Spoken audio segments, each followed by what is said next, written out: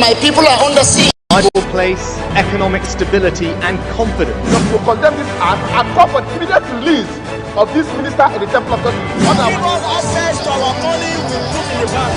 POS operator, she said 50,000 is 1,000 to collect 3,000 naira. Where are we heading to? I've always said there are two sets. Representing people. Mr. President, my people are on the sea. I will place economic stability and confidence. To condemn this act and call for the immediate release of this minister in the Temple of God. Access to our money we put in the bank. POS operator, she said 50,000 is 1,000 to collect 3,000. I've always said there are two sets of people on earth, the oppressors and the oppressed, and in between are the cowards and the people. Hello viewers and welcome to another episode of Open Conversation on Atlantic Television Network. Open Conversation is the network's flagship political platform through which trending political news, events and stories are discussed with stakeholders. Through these conversations, ATN uses political talks about the specific issues, party systems and actors to explore hope and engender positive impact to the society. Before I call our guest on, we'll take this very short break, and when we return, we head straight into the details for today. I am Raymond Ken Mbata, holding on for Loretta. No matter how tough. Representing people.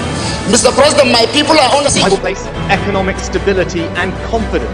To condemn this act and call for the immediate release of this minister in the Temple of God. Access to our money we put in the bank. POS operator, she said 50,000 is 1,000 to collect 3,000 naira. Where are we heading to? I've always said there are two sets of people on earth, the oppressors and the oppressed, and in between are the cowards and the hypocrites. Which are you? No matter how tough the challenge, how high the obstacles, we always overcome. What Nigerians need now is not about the taunting. Who can come and salvage us from where we are? Representing people. Mr. President, my people are on the sea. I will place economic stability and confidence. To condemn this act and call for the immediate release of this minister in the Temple of God. Access to our money we put in the bank. POS operator, she said 50,000 is 1,000 to collect 3,000 naira. Where are we heading to? I've always said. It's my pleasure to welcome you back to Open Conversation on Atlantic Television Network. Our guest for today is Living Gifting Jamala Esquire, a legal practitioner and a political analyst. You're welcome, sir, to Open Conversation, sir. Good morning, and thank you for having me. It's a pleasure, sir. Thank you. Pleasure, sir. All right, let's head straight into the matter for today's discussions. One person has been killed while another was seriously injured while reportedly detonating an explosive device during a protest march in Port Harcourt, the Rivers State capital, on Tuesday.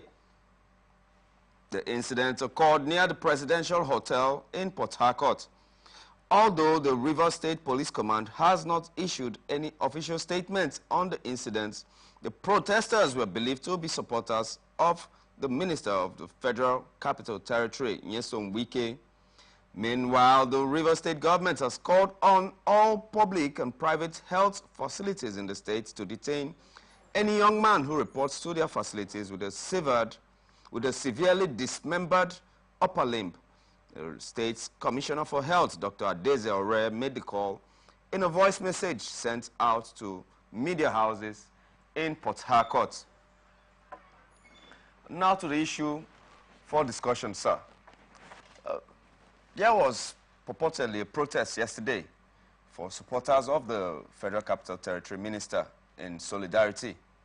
And in the course of the protest, I think a bus, a vehicle parked close by with some occupants in it, of which one of the occupants brought out an explosive device, and while waiting for the detonation of the device, it kind of exploded before the given time that it was supposed to. And there have been reported, a death has been reported, and also severe injuries reported on the other, the second person. And the Commissioner of Health also raised an alert to all medical facilities asking for such and such persons to be held even while still receiving medical attention, and to call for the security agencies to apprehend such a person. What do you deduce from this information today, sir? I think it is to be correct for one to relate it with the happenings, political happenings in Rivers State. For the past few weeks, especially after the expiration of the local government's tenure, the state has been somehow thrown some tense environment. Exactly. And I think it was unfortunately fortunate for the incident of yesterday to have occurred or happened. Because I said unfortunate because, yes, we have lost a life. Yes, one is in the ICU. One has been seen traced to the ICU of the Rivers State University of University Teaching Hospital. I think that one is still struggling for his life. The unfortunate aspect of it is that, yes, their intentions were not to themselves, were to others. Yes. And so that intentions were caught up with them. They were now victims of their own evil intentions. So if God were to allow their actions, their intentions to happen, it would have consumed maybe more than the number of persons who were, for now, sadly but happily are grieving. Exactly. That being said, what the police have, my thoughts, why is the police so silent with the issue that happened? It's over 24 hours now. The police is yet to make a statement, although they were seen in the environment of the hospital when what was their main motive for carrying those kind of explosive? You cannot also take it away from the fact that some persons are still clamoring for a state of emergency in Rivers State. And before a governor or before the president invoked the constitutional powers, working with the National Assembly, having that two-thirds majority to declare a state of emergency, there are certain indices that must manifest before that constitutional provisions can be invoked. And so those things we are lacking.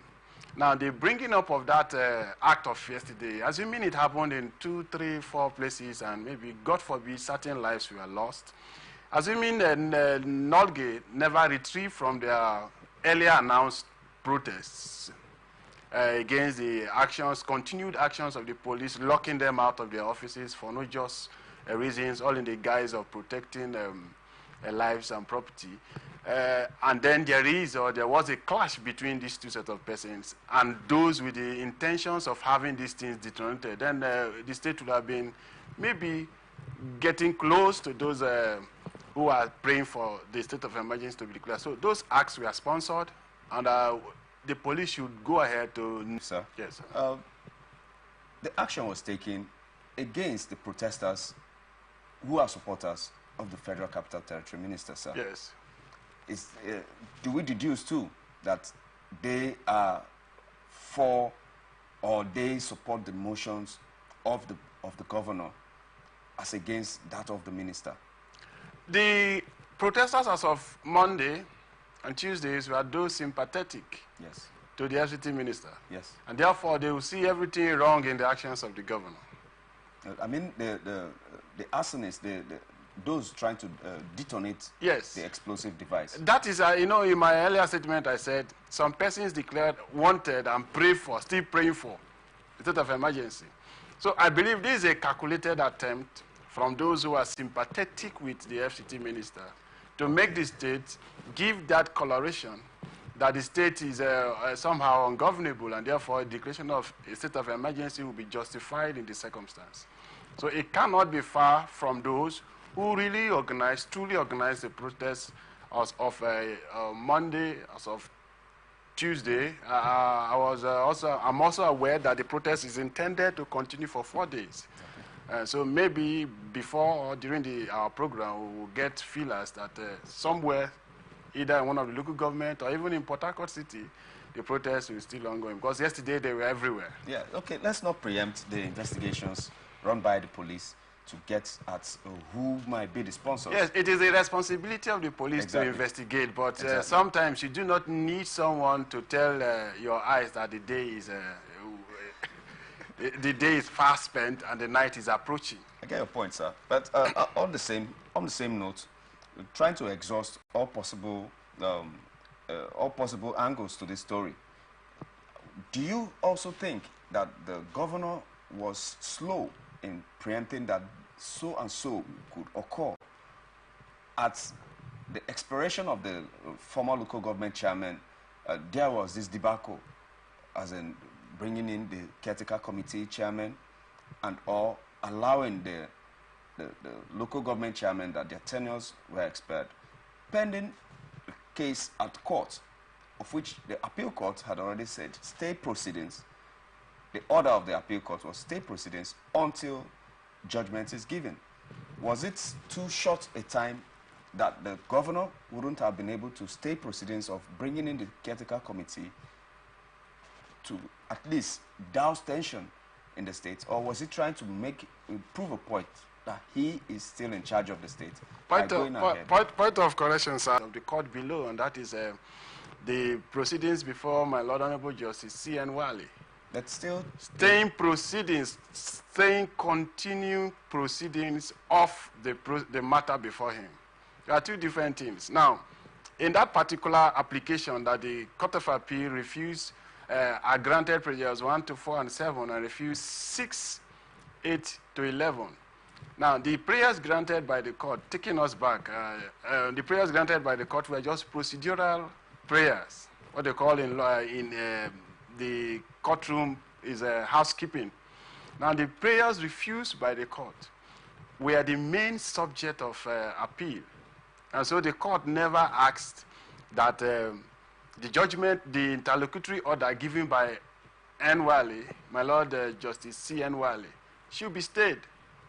That order is still effective up till now, until the Court of Appeal makes a contrary decision. And so we cannot say the governor was slow or never preempt the action. In fact, the governor preempted the actions, and that you see in all his done something wrong. Oh. The governor is only trying to protect the law which he swore to. Or his protesters, not the state, because the governor's intention was to douse tension. Those sympathetic with the governor have not gone on a protest. No, but definitely. Unless you will get going on with the caretaker committee chairman and asking them to occupy, and the attendant conflict that will come, knowing that Rivers State is a keg of gunpowder. Why are we viewing it in that direction? Why not look at it this other way? No, let me play the devil's advocate. Why should some set of persons whose tenure have expired insist remaining in power? There was a court. If can, for the sake of peace, withdraw until a pronouncement is made. There is no proceedings that have the Court of Appeal has asked that the judgment given by my Lord D.I.Q. should be stayed. That judgment is still in effect. That law is not in existence. And so on what premises are they relying to say they will continue to remain in government? Assuming without considering that that law is in existence, there are two things that will happen before they will. It is not self-automatic that once, because the Amewule's faction amended the law to make it Rivers State Local Government Law number 2 of 2024, that once the tenure expires, you automatically assume the caretaker committee or whatever for 6 months. No, two things will happen. First, the House of Assembly will sit to say, looking at the circumstances that the Rivers State government, it is impracticable for election to be conducted, and now that the tenure has expired, by a two-thirds majority, vote to elongate that tenure, giving them a window. Once the House of Assembly sits by a motion or a resolve to... Knowing that the ground norm of the country forbids that. Of jurisdiction. No one can say the governor has acted wrongly. Okay, sir. Section 7 gave the House of Assembly. It is during the time of when Mewule was the leader of the House that they made that law. Even extended the powers of the governor to the extent that this former local government chairman of Ikwere local government, Wanosike, was re-nominated for the third time as a caretaker member. The previous law forbade that. But for the interest, they amended the law, empowering the governor to do so. Now, that is the law that is in existence. Section 9, go and check it. Gives sub 3, gives the governor the powers to. So, the best we can do at the circumstance is to challenge that local government law in its entirety, setting aside those provisions that empowers the governor to form caretaker committees for the period of time. Until that is done, no one can rightly say that the governor is acting outside his powers. No, he's empowered by law derived under Section 7 of the Constitution. So let's look into the aspects of non-state actors. There have been various viral videos of men from the creek asking for empowerment for them to fight for the governor. Has the governor at any point in time come out to dissociate himself from such actors? Or has he fueled them by his silence, sir? The governor has not also come out to say that these persons, yes, they are. No, he is responsible. He is not. Knowing that these actors, these non-state actors, are volatile. They can do and undo, and he is the father of the state. He is the chief security of the state. In quote.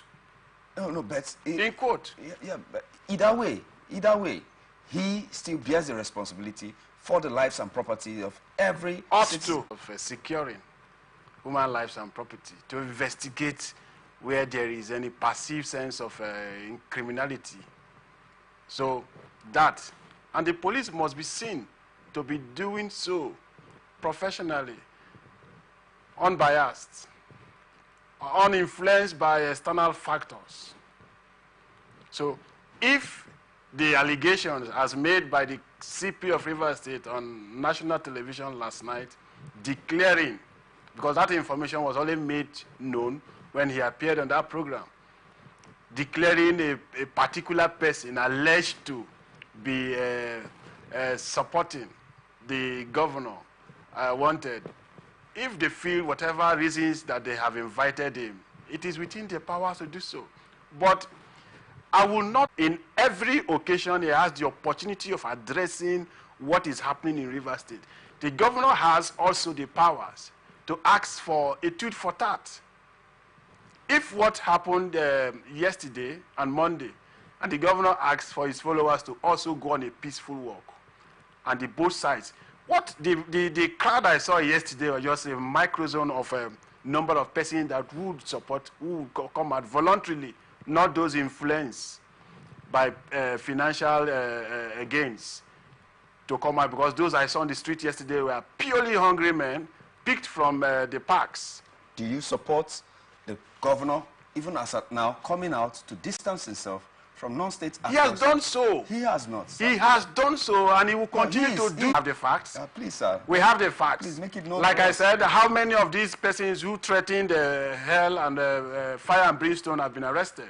The one that happened in Ikwere local government, the one that happened in Emoa local government, the one that happened in Eleme. These persons declaring violence. Even about 2 days ago, where the alleged, in quote, Nolge, expired local government chairman, when they made their threats, talked about we have the capacity to evoke violence in the state. Have they been called? Have they been questioned? The one that happened in Echie, what is that? What was the report of the investigation? Is that the same person that held a road walk the other day?